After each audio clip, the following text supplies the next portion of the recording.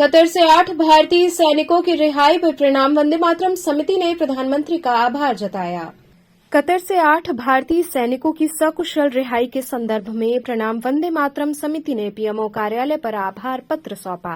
सदस्यों ने कहा कि प्रणाम वंदे मातरम समिति के लोग कतर से 8 भारतीय सैनिकों को फांसी की सजा सुनाए जाने से काफी चिंतित थे। काशी के सांसद और देश के प्रधानमंत्री नरेंद्र मोदी और यूपी के मुखिया योगी आदित्यनाथ के सकारात्मक प्रयास से उन सैनिकों की सकुशल रिहाई सम्मानपूर्वक संभव हो सकी। इसके लिए हम सभी भारतवासियों को बहुत गर्व की अनुभूति होती है।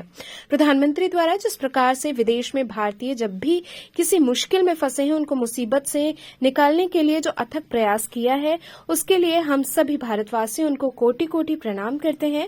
प्रणाम वंदे मातरम समिति के अनूप जायसवाल ने कहा कि आज हम लोगों के लिए ये गर्व करने वाली बात है। उन्होंने इस दौरान प्रधानमंत्री जनसंपर्क कार्यालय पर आभार पत्र सौंपते हुए प्रधानमंत्री और मुख्यमंत्री का आभार व्यक्त किया। इस दौरान लोगों ने एक दूसरे का मुंह मीठा कराया और पटाखे फोड़कर अपनी खुशी का इजहार किया। आज हम सब माननीय नरेंद्र मोदी जी के संसदीय कार्यालय वाराणसी कार्यालय पर आकर के धन्यवाद पत्र हम सब ने दिया है, जो कल हमें समाचार चैनलों के माध्यम से पता चला कि किस तरह से अथक भारत सरकार और माननीय नरेंद्र मोदी जी के प्रयासों से 8 भारतीय नौसैनिकों को कतर में रिहा किया गया, जिन्हें फांसी की सजा हुई थी। 109 दिन बाद उनकी रिहाई होती है और ये भारत सरकार के प्रयासों का परिणाम है।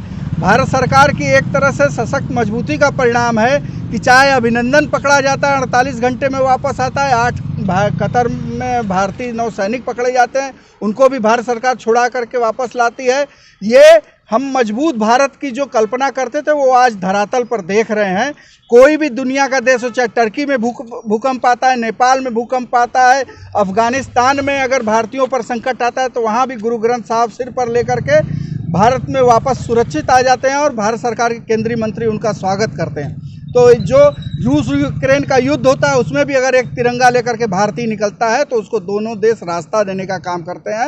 ये आज भारतवर्ष की 140 करोड़ देशवासियों का हमारे सम्मान इस तिरंगे में निहित होता दिखाई दे रहा है। इसके लिए आज हम बधाई पत्र दे करके माननीय मोदी जी का आभार व्यक्त करते हैं, धन्यवाद करते हैं, वंदन करते हैं, अभिनंदन करते हैं। कितना उपलब्धि मानते हैं इसको जो है? ये इस तरह का माहौल है भारतवर्ष के लिए बहुत बड़ी उपलब्धि है। जब कभी पहले कोई इस तरह की घटना यदा कदा होती थी तो भारत अमेरिका की तरफ देखता था कि अमेरिका पहल करे तो शायद हमारा नागरिक वहां से बच करके निकल आए।